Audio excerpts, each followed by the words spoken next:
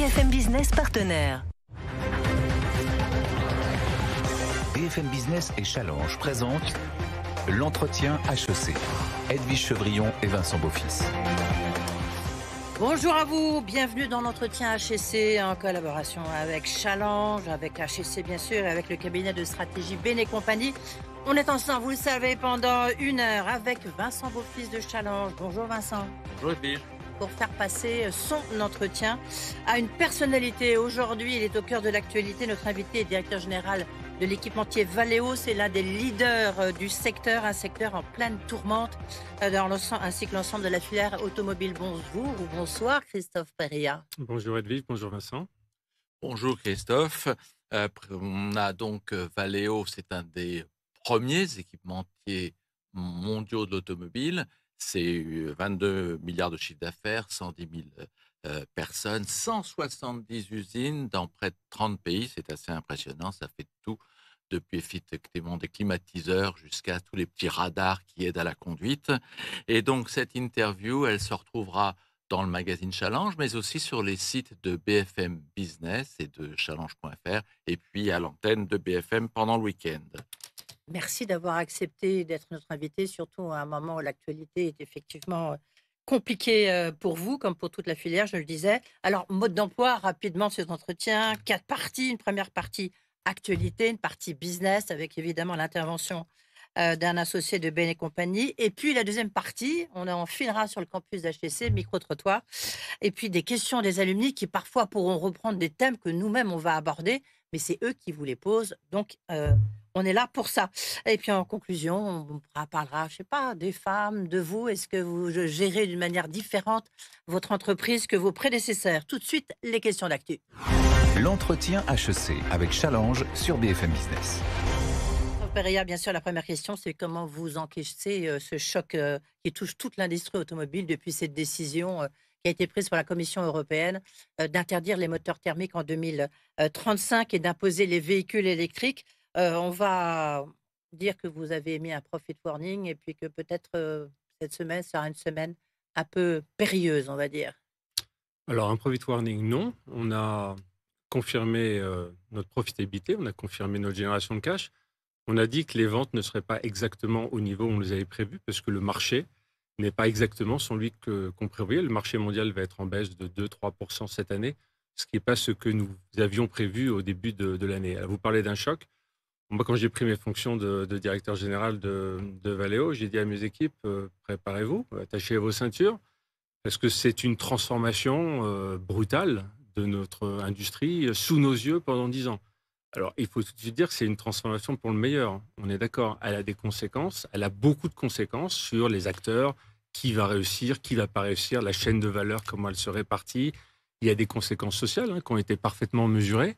Mais c'est une transformation pour le meilleur, c'est-à-dire c'est une transformation pour un monde décarboné. Bon, je crois qu'il faut le dire d'entrée de jeu dans cette émission pour donner du sens au pourquoi cette transformation existe. Péria, quand vous dites qu'effectivement les conséquences sociales ont été évaluées, beaucoup de vos pairs dans l'industrie reprochent que la décision de mettre fin au moteur thermique en 2035 a été faite sans véritable étude d'impact. Et curieusement, vous, à l'inverse de beaucoup de vos confrères, vous avez dit écoutez, ça y est, on est parti, il faut y aller, et vous ne demandez pas, à l'inverse d'un Luca De Meo, par exemple, le patron de Renault, de remettre en cause cette décision. Je pense que les choses sont assez simples, finalement. Pourquoi cette transformation? Pourquoi 2035? Parce que les émissions de CO2 liées à l'automobile dans le monde, c'est 18% des émissions de CO2. Donc on ne peut pas dire pendant... une partie de vos émissions, il y a un problème de développement durable, il faut à tout prix baisser les émissions de CO2, et pendant l'autre partie, dire non, il ne faut pas le faire, il faut qu'on choisisse. Oui, mais c'est la méthode. Vous voyez, oui, la méthode, mais bien sûr, mais les choses ont été chiffrées.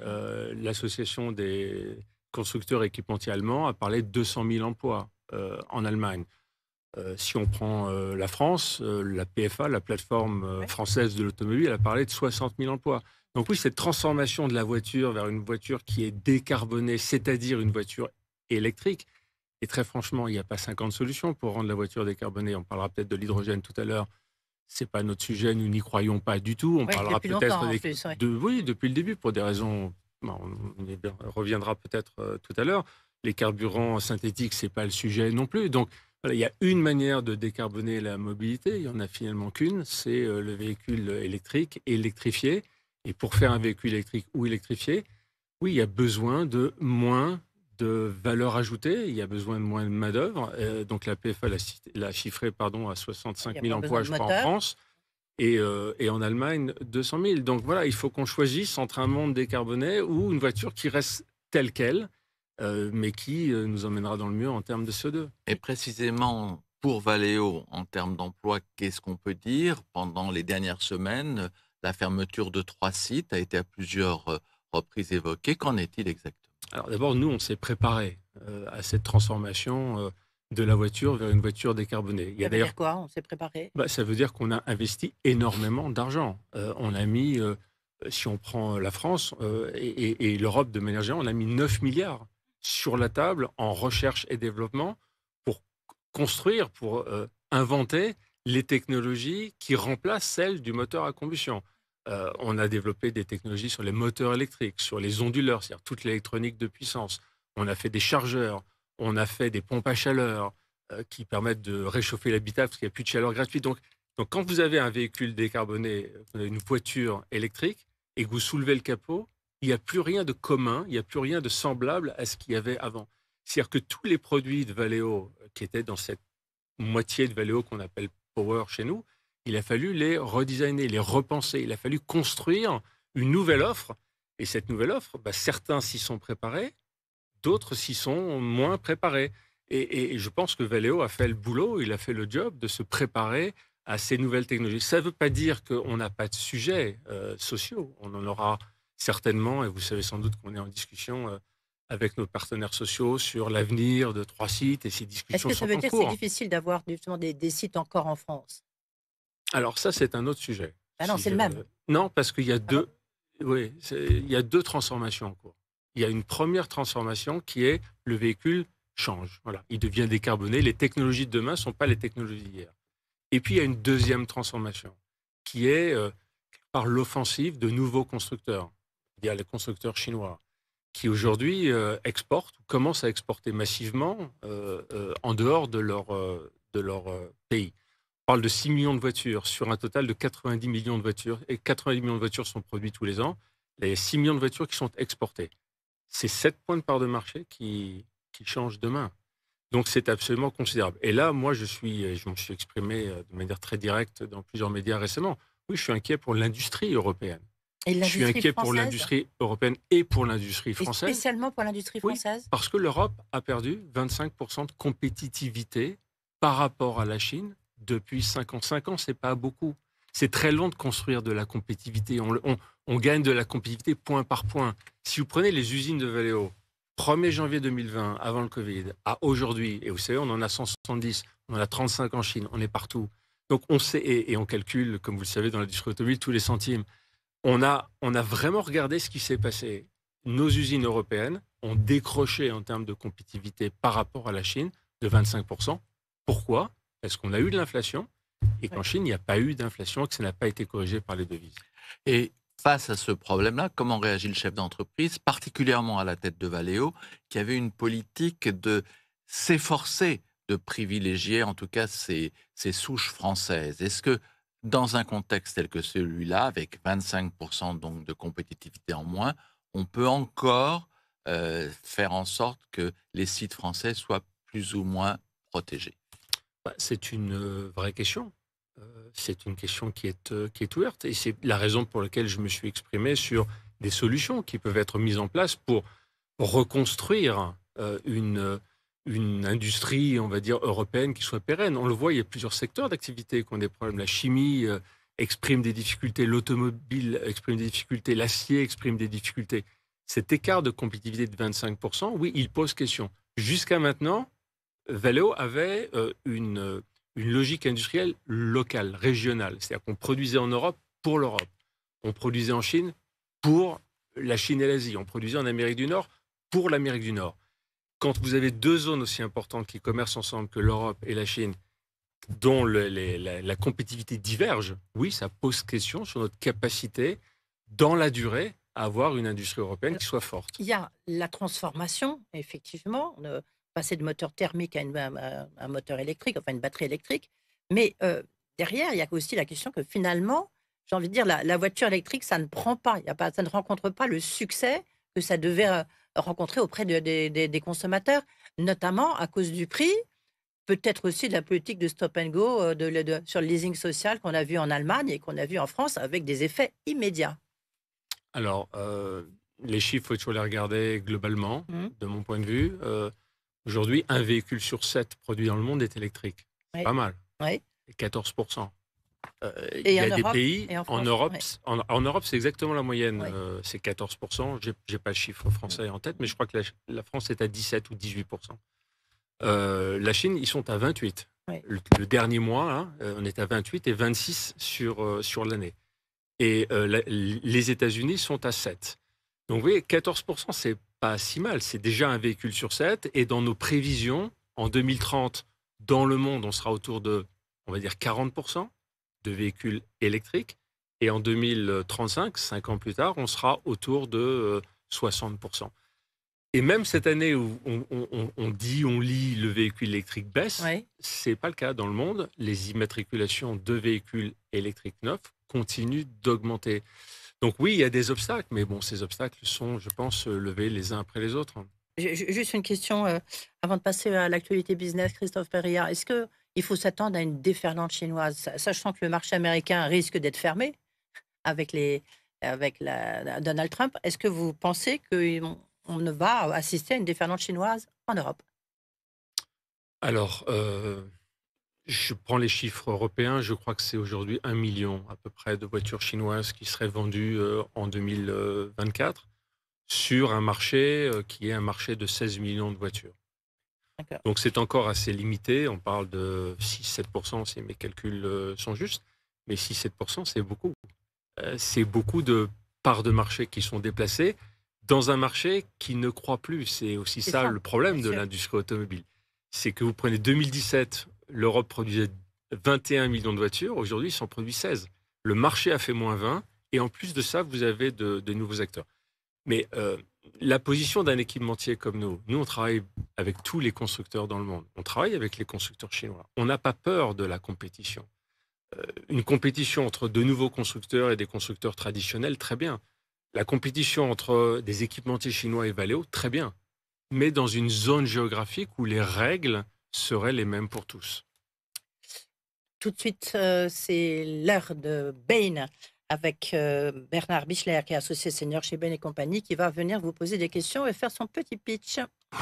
L'entretien HEC avec Challenge sur BFM Business.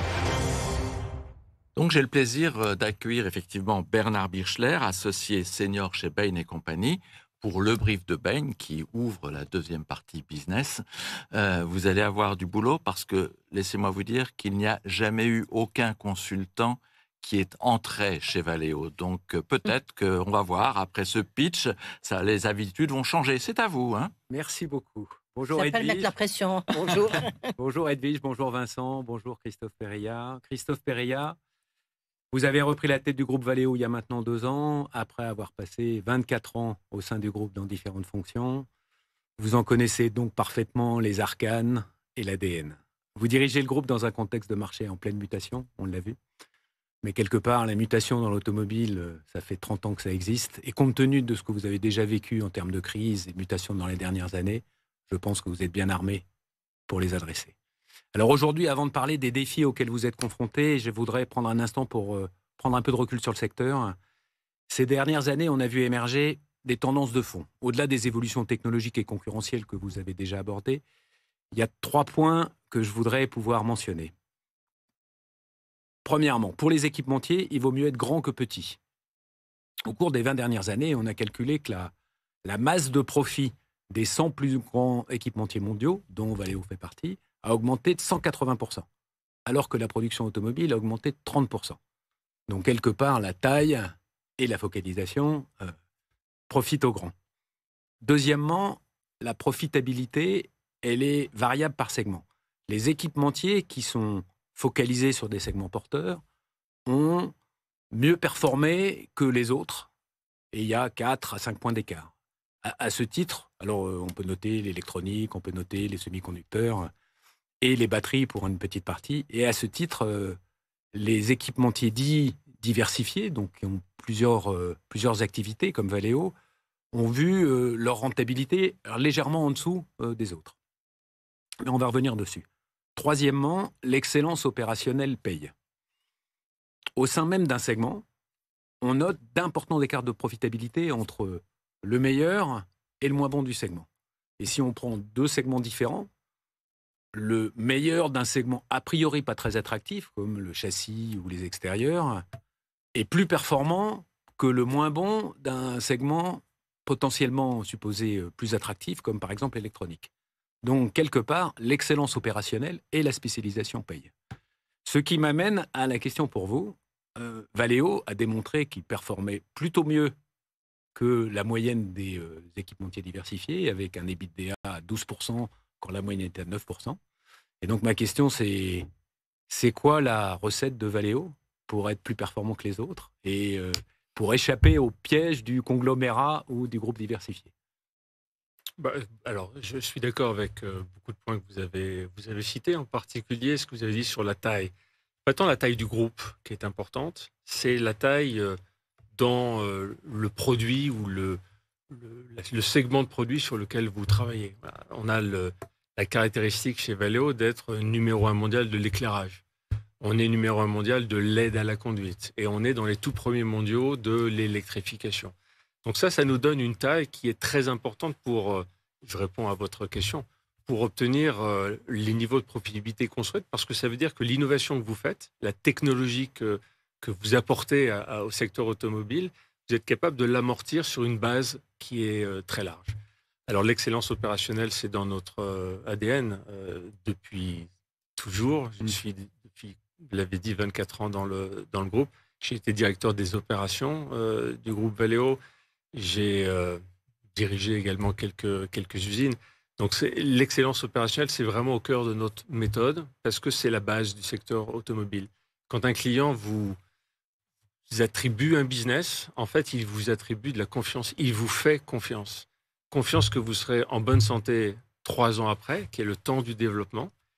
Confiance que vous serez en bonne santé et performant 6 ans pour la production de cette voiture. Et puis 15 ans après, encore, pour l'après-vente. Donc oui, l'excellence opérationnelle, c'est au cœur de tout, ça fait partie de notre ADN. Et puis on a une culture chez Valeo qui est une culture formidable. Donc j'ai cité technologie, j'ai cité excellence opérationnelle, et puis j'ai cité culture, qui sont 3 éléments qui, je pense, expliquent la raison pour laquelle nous avons plutôt correctement performé. Merci. Et dans les temps, voilà, de l'excellence également. Voilà, de l'excellence. Parfait. Merci beaucoup, Merci Bernard. Tout de suite, les questions business. L'entretien HEC avec Challenge sur BFM Business. Voici donc notre séquence business dans l'entretien de Christophe Périllat. Et là, on va commencer par cette référence que vous évoquiez tout à l'heure, qui était la chute de la compétitivité en Europe, ces 25% qui font froid dans le dos. Et on a le sentiment que face à cela, plusieurs de vos concurrents ont décidé de surinvestir aux États-Unis. Est-ce que c'est un chemin que vous souhaitez prendre ou est-ce que vous pensez que le business restera par nature régional et donc on ne peut pas effectivement décider tout d'un coup d'être plus présent sur un continent? Je pense qu'on peut décider d'être plus présent sur un continent. Et l'Amérique du Nord, aujourd'hui, est très attractive. Elle est très attractive parce que les volumes de production sont toujours importants et relativement stables. La politique anti-voiture des villes, vous ne la trouvez pas aux États-Unis, vous la trouvez en Europe. Mais aussi parce que c'est une zone géographique dans laquelle il y a moins de concurrence. Voilà. Il y a moins de concurrence qu'en Europe. Oui, l'Europe, pour ce qui est de l'automobile, des équipements automobiles, on a moins de compétition aujourd'hui en Amérique du Nord par rapport à l'Europe. Par exemple, en Europe, aujourd'hui, moi, je suis en compétition presque sur chaque appel d'offres avec des compétiteurs chinois. Aux États-Unis, c'est pas possible. Pas possible parce que l'Amérique du Nord, c'est protégé. Et peut-être je peux en profiter pour parce que vous m'interrogiez sur ces 25% qui font froid dans le dos. On peut regarder ce que d'autres zones géographiques ont fait et comment elles ont établi des règles concurrentielles qui prennent en compte les salaires de la région donnée, les conditions économiques de la région donnée. Et c'est très intéressant ce qu'a fait l'Amérique du Nord. L'Amérique du Nord a renégocié les accords NAFTA en 2018 et elle a mis en place pour les voitures un contenu régional minimum de 70%. Ça veut dire que pour qu'une voiture soit vendue sans pénalité, sans taxe particulière en Amérique du Nord, il faut 70% de contenu régional. En Europe, rien? Rien. Et puis la question du salaire aussi, je crois. Oui, pour essayer de contourner, parce que NAFTA, c'est accord, on va rappeler, entre le Mexique, les États-Unis et le Canada. Exactement. Et je crois qu'il y a aussi un petit appendice qui est très important sur le salaire horaire. Oui, il y a 40% de la valeur de la voiture doit être d'origine, avoir pour origine un pays dont le taux horaire est supérieur à $16. Ouais. J'ai fait mon regard. En fait. On voit à peu près la raison pour laquelle ça a été fait. Et vous avez aussi 70% de l'acier et de l'aluminium qui composent la voiture, qui doit être avec un contenu régional.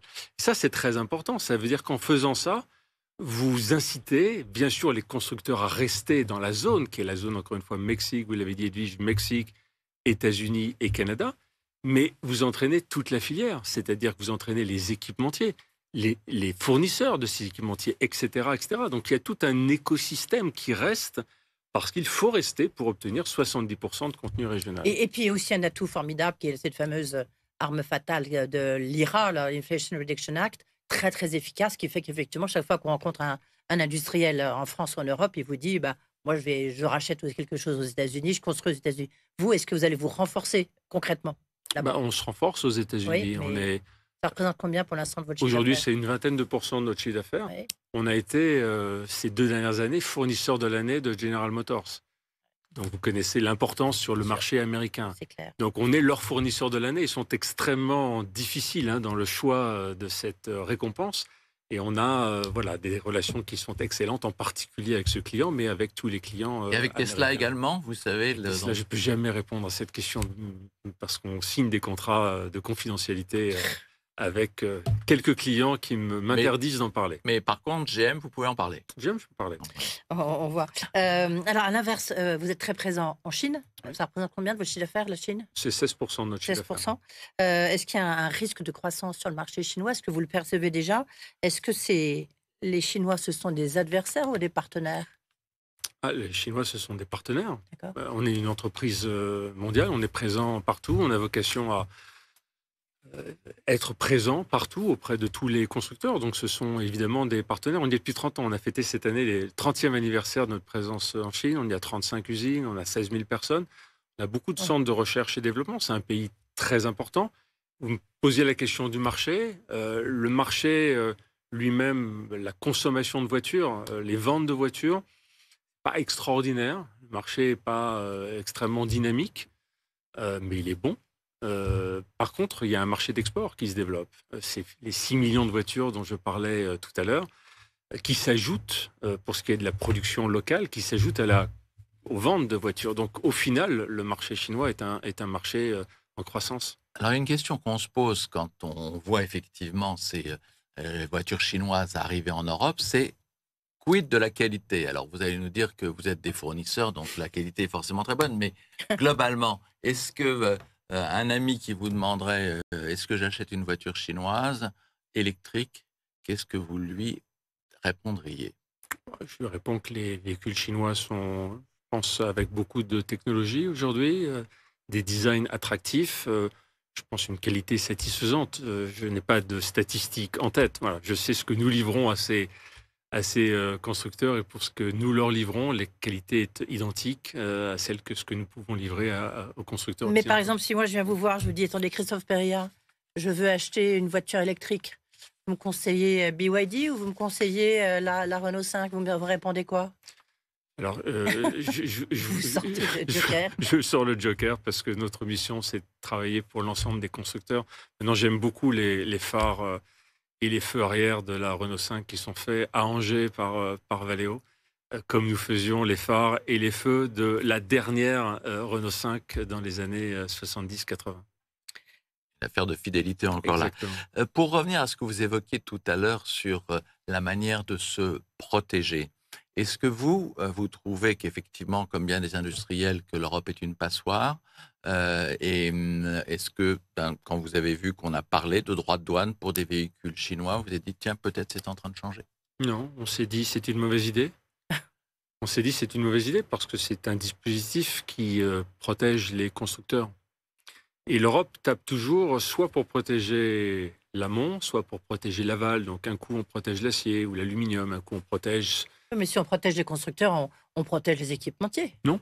Pourquoi? Non, parce que vous n'empêcherez pas l'industrie automobile européenne avec ce gap de compétitivité, vous l'empêcherez pas, les usines terminales d'être en Europe et les composants de venir d'autres pays. Or, 80% de la valeur de la voiture, ce sont les équipementiers. 80% des emplois, ce sont les équipementiers. Donc quand vous prenez des dispositions qui soit protègent l'aval, soit protègent l'amont, mais ne prennent pas finalement en compte la filière, l'écosystème complet de la voiture, je pense que ce ne sont pas des décisions qui sont positives. Christophe Périllat, est-ce qu'on va quand même vers un gros problème, un gros naufrage industriel avec les gigafactories lorsqu'on voit ce qui se passe avec Northvolt, lorsqu'on voit ce qui va se passer avec ACC? Est-ce qu'on sait pas, est-ce qu'on n'a pas mis des milliards comme ça finalement pour rien? Est-ce qu'on n'est pas parti trop vite? Est-ce qu'on ne s'est pas trompé de technologie? Parce qu'on sait qu'il y a 2 technologies possibles. Alors oui, il y a l'actualité Northvolt qui est, je crois, inquiétante. Il y a plus de 10 milliards, j'ai compris, qui ont été consommés. Écoutez, moi, ça attire un commentaire de ma part, c'est l'industrie, c'est compliqué. Voilà. Et quelquefois, on oublie que l'industrie, c'est compliqué. On le sait bien. On a voulu aller trop vite?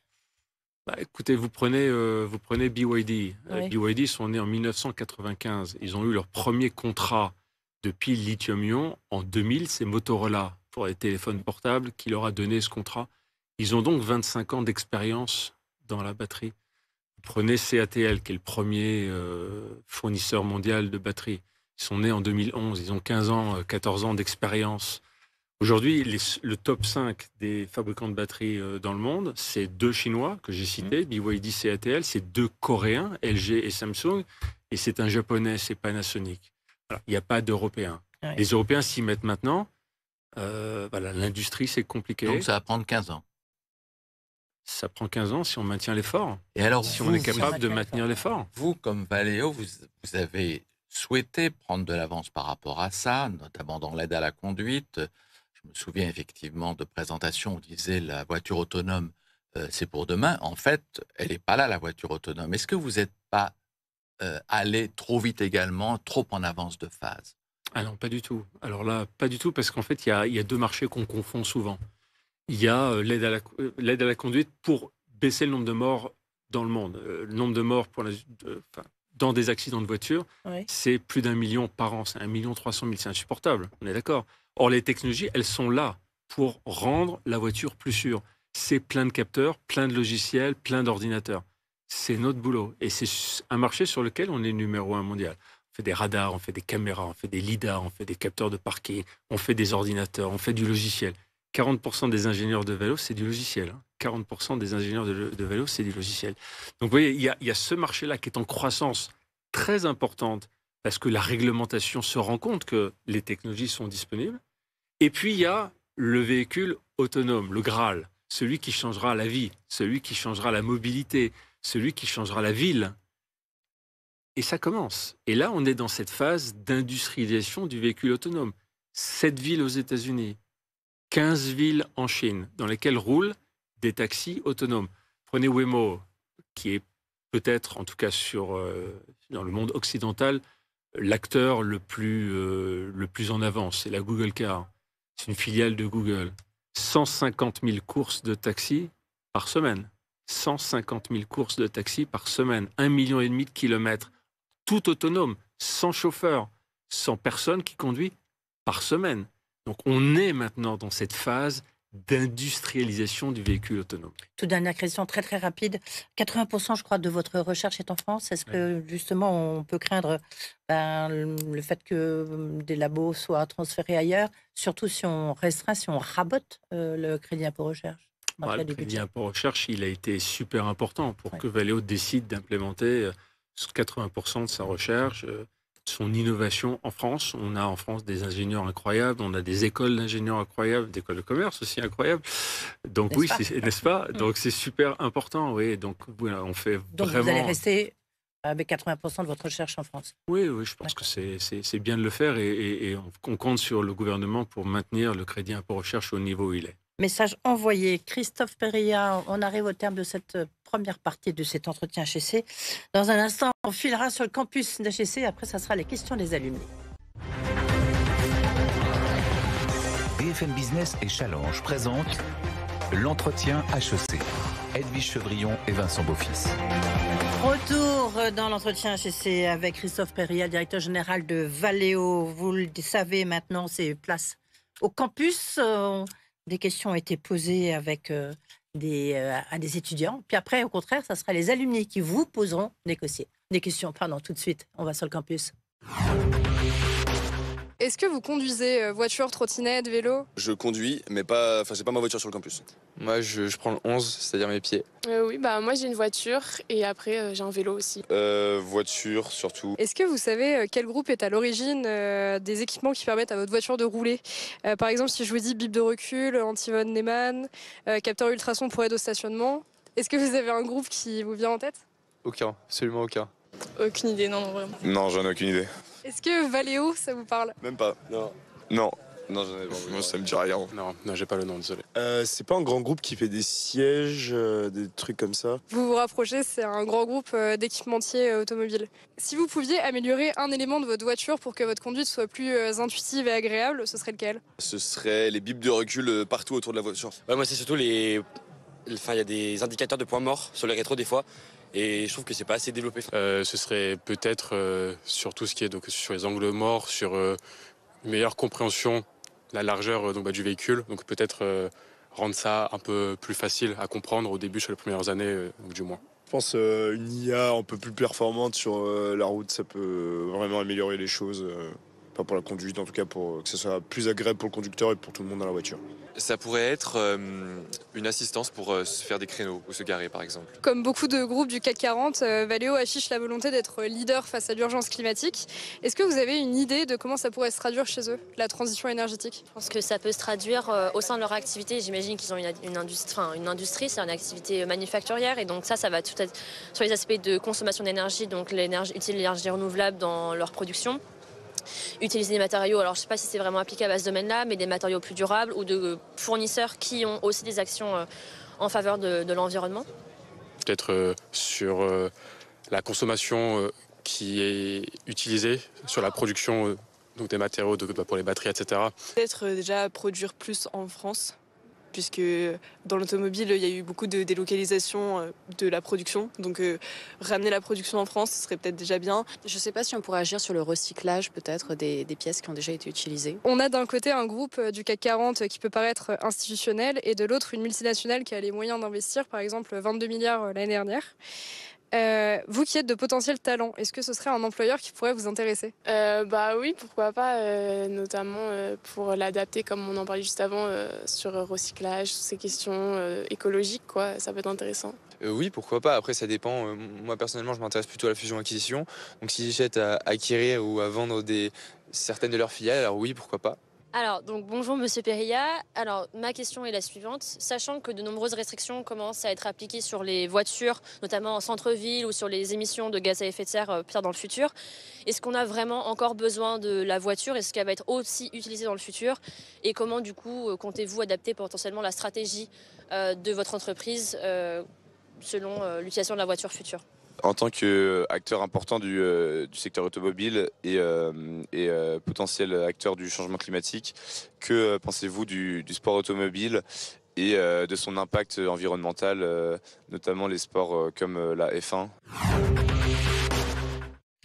Alors, donc, beaucoup de questions là-dedans. Donc, effectivement, le sens de la voiture, le sport automobile, et puis une question qui n'a pas été formulée très précisément, qui est la production en France et continuer à produire en France, qui est toujours un peu, effectivement, quelque chose qui est demandé au groupe de souche française. Et juste une précision, vous n'êtes pas au CAC 40 et les propos ont été recueillis par Lohan Gilbert. Voilà.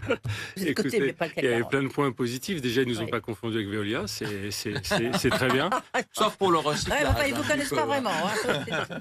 De tous les produits qu'ils souhaitaient voir inventés, on les a inventés, hein, sur l'angle mort, le créneau automatique, etc. Donc, c'est voilà, de très bonnes nouvelles. Il y avait une question sur la mobilité, le nombre de voitures et comment on adapte nos stratégies. C'est un sujet important parce qu'on pense qu'on est plus sur un marché qui va être en forte croissance, comme ça a été le cas. On est passé de 40 millions de voitures, 50, 60, 70, 90, et on pense qu'il y a un plateau. Et ça a une vraie conséquence pour nous en termes de stratégie. C'est petit 1, pour continuer à croître, on augmente le contenu par voiture, d'où l'effort technologique qu'on fait pour enrichir la voiture. Et 2, aller chercher des marchés en dehors de la voiture, des marchés de mobilité en dehors de la voiture, comme le 2 roues, le 3 roues, les data centers, le refroidissement des data centers. Voilà, c'est je pense, important. Ils ont beaucoup parlé recyclage aussi. Oui, beaucoup. Et c'est important. Alors, nous, on essaye de dépasser ça. Parce Mais déjà, est-ce que vous le faites avant de le dépasser? Bien sûr. On recycle tout. On recycle tout. Maintenant, l'automobile n'est pas très vertueuse au sens où on n'est que dans le recyclage d'une voiture. Or, le recyclage, ça demande de l'énergie pour reséparer les matières. Donc, nous, on promeut beaucoup aujourd'hui la réparation et on promeut aussi beaucoup ce qu'on appelle le remanufacturing, la rénovation. C'est-à-dire qu'on prend une vieille pièce, on l'ouvre, on la désosse, on change toutes les pièces d'usure, on remet tout ça ensemble. Et c'est 1 million de pièces par an qu'on remanufacture. Et on vient d'ouvrir, on parlait de la France, on vient d'ouvrir un atelier de réparation d'électronique à Nevers, qui est une reconversion d'une usine française existante qu'on reconvertit sur la réparation. Ça veut dire, je vous annonce, le grand retour des vis. Voilà. Ah bon. Pendant des années, on a enlevé les vis. On a mis des soudures, on a mis des soudures laser, des soudures ultrasons. De vis et de boulons. Non, on les achète. Mais on remet des vis parce qu'il faut pouvoir ouvrir les produits pour les réparer. Ce qu'on ne peut pas faire quand on met du collage ou bien des soudures. Et par rapport à la question sur le poids de la France, en gros, qu'est-ce que ça fait dans vos ventes et qu'est-ce que ça vous représente dans l'outil industriel Valeo? La France, c'est 12% de nos salariés. C'est à peu près 12% de notre chiffre d'affaires également. Donc c'est assez homogène. Allez, tout de suite, les questions les alumni. L'entretien HEC avec Challenge sur BFM Business. Alors, donc, la dernière partie de cet entretien va se faire avec des alumni HEC qui connaissent, on espère, bien le secteur, et donc, ils vont vous poser toute une série de questions, et on va commencer effectivement avec Jean Triomphe. C'est à lui. Bonjour Christophe, Jean Triomphe, président du groupement HEC Automotive. Je n'ai pas une, mais 2 questions. La première, c'est est-ce que vous pouvez nous dire comment les équipementiers vont s'en sortir, vu la pression que leur mettent les constructeurs dans ce cycle de transformation profonde de l'industrie automobile. Et la seconde est relative à la Chine. On entend beaucoup parler de l'avantage coût des constructeurs chinois, également du first mover advantage qui est le leur en matière de véhicules électriques. Mais d'un autre côté, on nous dit que la technologie électrique est extrêmement simple, beaucoup plus simple en tout cas, que celle des véhicules thermiques. Alors ma question sur ce point, c'est quelle est l'avance précise des Chinois en matière technologique sur les véhicules électriques, si l'on met de côté bien sûr le paramètre de la batterie. Merci à vous. Et 1 minute pour répondre à cette question, mais vous avez déjà en partie répondu, mais enfin, intéressant. Sur les relations entre clients, fournisseurs, constructeurs, équipementiers, c'est une question qu'on aurait pu me poser depuis toujours. Voilà. Donc, vous en sortez comment? Vous en sortez par la technologie, vous en sortez par la compétitivité. Et justement, la technologie et la compétitivité, c'est sur quoi on travaille. Sur les constructeurs chinois et leur avantage, il a dit à part la batterie, puisqu'on a parlé des batteries. Écoutez, technologiquement, je n'en vois pas. La vitesse, la capacité à remettre en cause les spécifications qui peut-être se sont sédimentées au fur et à mesure des années chez des acteurs plus traditionnels. Mais voilà, la vitesse. Technologiquement, non, je pense que l'Europe, les constructeurs européens, nord-américains et chinois sont tout à fait en compétition. Il y a juste un point que je trouve intéressant, c'est qu'on reproche souvent, notamment aux Français. Donc, on a des super ingénieurs, mais du coup, c'est très, très compliqué. Il a parlé de simplicité. Est-ce que la question se pose aussi dans votre secteur? Oui, il se pose dans notre secteur. Simplicité, les spécifications sont devenues très complexes. Vous pouvez avoir un appel d'offres, en papier, ça peut être cette salle. Alors, les téléspectateurs ne le voient pas, mais la salle est grande. Ouais. Voilà, des tonnes et des tonnes de papier, d'exigences. Voilà, les Chinois sont plus pragmatiques et Valeo est plus pragmatique en Chine aussi, avec eux. Deuxième question, une question de Pierre-Amand Lapère. Bonjour Monsieur Perria, je suis Pierre-Amand Lapère, alumni de la promo HEC 2021 et aujourd'hui je co-dirige la société Bip Battery qui aide les constructeurs à gérer leurs batteries en fin de vie, donc en les réparant, en leur donnant une seconde vie ou en les recyclant selon l'état de ces batteries. Et ma question, c'est de savoir, avec le passage électrique, il y a moins de pièces dans les véhicules. Donc, comment on va se partager cette valeur entre les constructeurs automobiles et les équipementiers comme Valeo et même peut-être même vos fournisseurs qui font des systèmes de plus en plus intégrés. Et si je peux me permettre une deuxième question, comment vous voyez l'avenir de l'hydrogène, sachant que le véhicule électrique est en train de faire de belles économies d'échelle, même si évidemment il n'y en a pas encore assez. Un grand merci. Ouais, deux questions intéressantes. D'abord, bravo pour ce qu'il fait sur la réparabilité des batteries. Oui, la chaîne de valeur, elle est complètement bouleversée. Et après, vous en prenez une part significative en fonction des efforts que vous avez fait pour vous préparer à cette révolution technologique. Je préfère passer un petit peu plus de temps sur la deuxième question. Oui, parce qu'on ne vous a pas posé la question parce qu'on savait que ça allait été posé, celle-là. Ouais. Je ne le vois pas. Je ne vois pas l'hydrogène du tout sur les Vous êtes un athée de l'hydrogène depuis longtemps, votre groupe. Mais pour une raison physique qui est très simple. C'est-à-dire que pour passer de l'électricité à l'hydrogène, puis l'hydrogène à l'électricité, puisque c'est ça, un véhicule hydrogène, c'est un véhicule électrique qui fonctionne avec une pile à combustible. Ben, il faut 3 fois plus d'électricité pour faire le même nombre de kilomètres. 3 fois plus. Donc, ce n'est pas tenable. Ça veut dire que... Alors, je vais donner un autre chiffre. Vous convertissez tout le parc automobile français à l'électrique. Vous avez besoin de 10 réacteurs, en électricité, l'équivalent de 10 réacteurs nucléaires. Ouais. Si vous faites ça avec de l'hydrogène, vous en avez besoin de 30. Oui, mais est-ce qu'il n'y a pas... Donc, ce n'est pas possible. Mais il n'y a pas quelque chose de spécifique pour les poids lourds, parce que les poids lourds demandent tellement d'énergie qu'il faut effectivement avoir peut-être cet état intermédiaire. Donc, ma réponse concernait les voitures.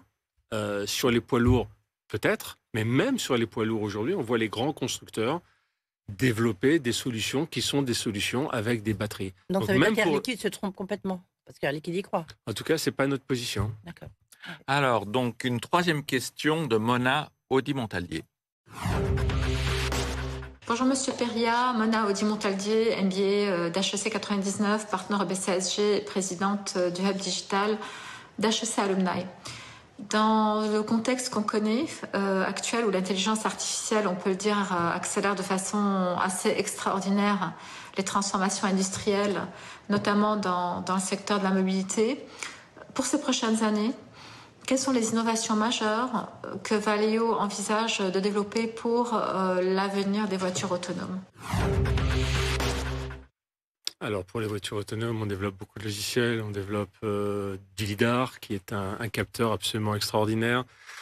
Mais est-ce que l'IA va changer quelque chose ? Oui, l'IA change. Il y a déjà dans notre déjà, j'imagine, voilà. Donc ça accélère. On a des caméras avec de l'IA. On a un centre de recherche à Paris en intelligence artificielle pour le véhicule autonome, avec une centaine d'ingénieurs. Donc oui, l'intelligence artificielle, ça permet d'avoir des algorithmes qui sont plus performants, de ne pas avoir à prévoir finalement toutes les situations. Voilà. Avant, vous avez des logiciels assez déterministes, c'est-à-dire qu'on prévoit toutes les situations, on obtient une réponse pour chaque situation. Avec l'intelligence artificielle, finalement, le logiciel va se débrouiller et trouver la bonne réponse à une situation nouvelle. Et est-ce que ça change des choses ? Je ne suis pas un spécialiste, donc pardonnez-moi. Mais pour les produits, ça ne change quand même pas grand-chose. Un LiDAR restera toujours un LiDAR et un radar. Ça change le logiciel. Et encore une fois, le logiciel, c'est 40... On a 20 000 ingénieurs chez Valeo. Le logiciel, c'est 40% de nos ingénieurs. Donc oui, ça change quand même beaucoup de choses de ce point de vue-là. Quatrième question de Nicolas Chénier. Bonjour, je suis Nicolas Chénier, HEC MBA 2022. Pour rester compétitive, l'industrie automobile européenne doit trouver des moyens d'alléger les véhicules. Je travaille au quotidien à alléger les pièces de structure jusqu'à 70% pour le marché automobile, entre autres. Mon plus grand apprentissage, c'est que sortir une innovation vraiment impactante nécessite un effort conjoint et si possible coordonné de toute l'industrie, depuis le design et la conception jusqu'à la fabrication et l'assemblage final. Et c'est un défi gigantesque. Selon vous, quelle doit être la place de Valeo dans ce défi à l'industrie? D'abord, c'est une super question parce que avec le passage à l'électrique, la voiture est en surpoids. Voilà. Oui. Vous prenez une C'est ça qui est Clio, vous paradoxal. prenez une 208, ça pèse 1 tonne 100 à peu près, un véhicule thermique. Vous prenez l'équivalent électrique, c'est 1 tonne 4, 1 tonne 5. Donc le véhicule électrique, c'est 400 kilos de matière en plus, qu'est le poids de la batterie. C'est d'ailleurs pour ça qu'elle est plus chère aujourd'hui, parce que vous avez plus de matière, vous avez plus de poids. Donc le poids, c'est l'ennemi du véhicule électrique. Il faut alléger le véhicule électrique, il faut l'amaigrir, parce que le poids, c'est l'adversaire de l'autonomie du véhicule. Donc oui, on travaille sur tous les composants de la voiture, tout ce que nous faisons, pour en alléger le poids, ce qui permet d'améliorer l'autonomie de la voiture électrique. Alors, on a une nouvelle question de Vincent Musel. Je suis Vincent Musel, HEC 2009. Aujourd'hui, je travaille pour HEC en tant que directeur du bureau de représentation pour l'Amérique du Nord, qui est ici à New York. Et puisque je suis aux États-Unis, j'ai une question qui concerne les États-Unis, où vous avez une présence au Texas, depuis laquelle, au printemps dernier, je crois, vous avez lancé un produit qui s'appelle Valeo Racer, et qui est une expérience de gaming, de Extended Reality In-Car Gaming. C'était assez surprenant pour moi de voir ça. Je connaissais Valeo en tant que Français comme un équipementier automobile plutôt classique. Et là, on est sur quelque chose d'assez disruptif. Je voulais savoir si vous pouviez nous en parler un petit peu. À quoi correspond ce nouveau produit? Est-ce que ça s'inscrit dans une stratégie plus globale? Voilà, merci beaucoup et à très bientôt. Alors c'est vraiment un produit super, mais c'est vraiment l'illustration de ce qu'on disait tout à l'heure, c'est-à-dire notre marché étant fini, on va chercher à côté de notre marché des marchés un peu adjacents qui sont un potentiel de développement pour Valeo. Donc là, c'est une plateforme technologique avec du temps réel. On vient récupérer tous les capteurs de la voiture et on vous les met sur votre smartphone. Vous pouvez faire toute une série de jeux. Donc ça se voit derrière vous. Voilà, l'enfant qui est à l'arrière, en fait, il voit la même chose. Il est dans l'environnement que son père ou sa mère ont lorsqu'ils conduisent et ils essayent de conduire mieux que papa ou mieux que maman. Mais ça fait un peu de chiffre d'affaires, ça? Ou c'est juste le plaisir des ingénieurs de Valeo? On en est au début, c'est une plateforme technologique, mais avec la même plateforme, on peut faire plein de choses. On peut faire, par exemple, de la téléopération sur du véhicule autonome. Reprendre le contrôle à un moment donné d'un véhicule autonome qui est en situation difficile, où il faut faire un franchissement de ligne blanche alors que ce n'est pas autorisé. Donc c'est une plateforme technologique qui va avoir beaucoup de possibilités, offrir plusieurs possibilités de nouveaux produits. Partout dans le monde ou c'est uniquement... Alors on est en train de... Alors c'est tout nouveau. Hein. Oui. On l'a montré à Austin, Texas, South by Southwest, qui est un superbe salon technologique où on a été l'année dernière. Donc on l'a montré pour la première fois. On commence à intéresser des constructeurs et là on est en train de signer avec un constructeur en Asie sur le sujet. Dernière question, Serge Cometti. Christophe Périllat, bonjour. Je m'appelle Serge Cometti. Je suis HEC 86, membre du Hub Automotive. J'ai 35 ans d'expérience automobile. Vous avez annoncé une JV avec Renault pour fabriquer un moteur sans terres rares en 2027 et plus récemment un autre accord pour travailler sur le Software Defined Vehicle. Quelles sont les autres technologies de rupture sur lesquelles vous travaillez pour permettre à la France d'atteindre son objectif de production de 2 millions de véhicules électriques fabriqués en France en 2027, de combler son retard avec les constructeurs automobiles chinois et permettre à l'Europe d'atteindre ses objectifs de réduction d'émissions de CO2 dans le cadre du CAFE et du Green Deal, moins 15% en 2025, moins 50% en 2030, pour arriver à zéro émission de CO2 en 2035. Bon, très rapidement, c'est un enjeu majeur évidemment de la transformation de notre offre produit. Il a cité le moteur, superbe moteur qu'on développe avec Renault, pas en joint venture, mais en collaboration, en coopération, qui est un moteur sans terre rare, ce qui est important d'un point de vue géopolitique. On a un chargeur, par exemple, bidirectionnel, c'est-à-dire que vous chargez votre voiture, mais votre voiture peut redonner de l'électricité au réseau, et tout ça en charge rapide. On peut parler de pompes à chaleur intelligentes pour vous permettre de chauffer votre habitacle sans réduire votre autonomie. En fait, toutes les technologies qui sont à l'intérieur d'une voiture pour rendre l'expérience d'électrification satisfaisante. On arrive au terme de cette émission, Christophe Périllat. Maintenant, c'est un peu les questions vide-poche et la conclusion. Encore quelques minutes avec nous. L'entretien HEC avec Challenge sur BFM Business. Première question, tiens, tout à l'heure, on parlait de Tesla, vous me disiez, tiens, on n'a pas le droit du tout de révéler quoi que ce soit, donc c'est grand secret. Le fondateur de Tesla, Elon Musk, qui devient l'homme fort et le meilleur ami de Donald Trump, ça vous amuse ou ça vous glace? Bon, écoutez, ni l'un ni l'autre... Ça vous inspire quoi en tant que... Ça m'inspire qu'il faut qu'il est important de réduire les coûts de l'État. Voilà, ça j'en suis. On parlait de l'Europe, je reboucle la boucle. On parlait de l'Europe, on parlait de la France. Voilà, une économie qui n'a pas le fardeau d'impôts qui sont trop élevés. On a peut-être parlé, on n'a pas parlé des charges sociales. Les charges sociales que Valeo paye en France, c'est 36% de nos charges sociales mondiales. Ouais. 36% de nos charges sociales mondiales. Ouais. Quand en France, on a 12% de nos salariés. Vous voyez qu'il y a un sujet, il y a un problème. Donc voilà. Donc un chef d'entreprise doit pouvoir réussir à faire ça. Je pense qu'on a des budgets tous les ans, on a des plans à moyen terme. Voilà, on est dans une pression économique qui nous pousse à faire mieux avec moins. Faire mieux avec moins, on a quelquefois l'impression que c'est un gros mot. Et je pense que ce n'est pas un gros mot, c'est ce que font les entreprises et ce que l'État doit faire. Alors, comment faire mieux, justement? Vous avez succédé il y a quelques années à un monstre de l'industrie, Jacques Aschenbroich, qui a été plusieurs fois le patron le plus performant de France selon la Harvard Business Review. Quand on devient effectivement le numéro 1 à sa place, quel type de leader on décide d'être? Est-ce qu'on cherche à être différent? Et si on cherche à être soi-même, qui êtes-vous? On ne cherche pas à copier. Ça, c'est sûr. Pardon? En rupture?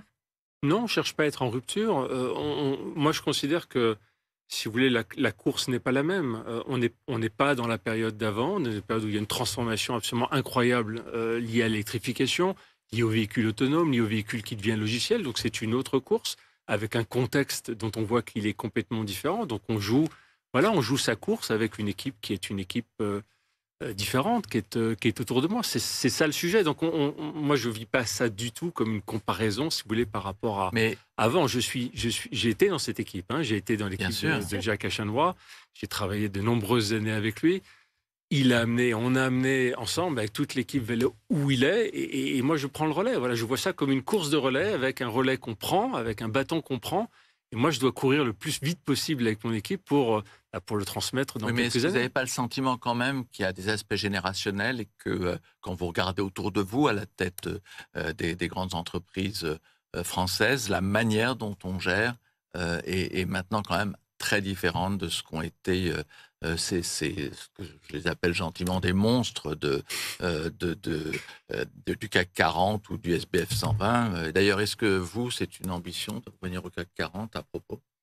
L'ambition, c'est pas de revenir au CAC 40. L'ambition, c'est de valoriser Valeo, de faire en sorte que sa valeur boursière soit mieux reconnue. Elle ne l'est pas aujourd'hui. Ah oui, et on vous dit... Valeo, achat spéculatif, ça doit être très désagréable d'entendre ça. C'est désagréable de voir l'action de Valeo là où elle est, mais on a parfaitement conscience des efforts qu'il faut qu'on continue à faire pour que Valeo soit encore plus profitable et donc que sa valeur augmente. Et merci d'avoir été avec nous avoir expliqué. On a appris plein de choses, surtout en cette période difficile. Donc merci d'avoir pris le temps de passer cet entretien HEC. Merci. L'entretien HEC avec Challenge sur BFM Business.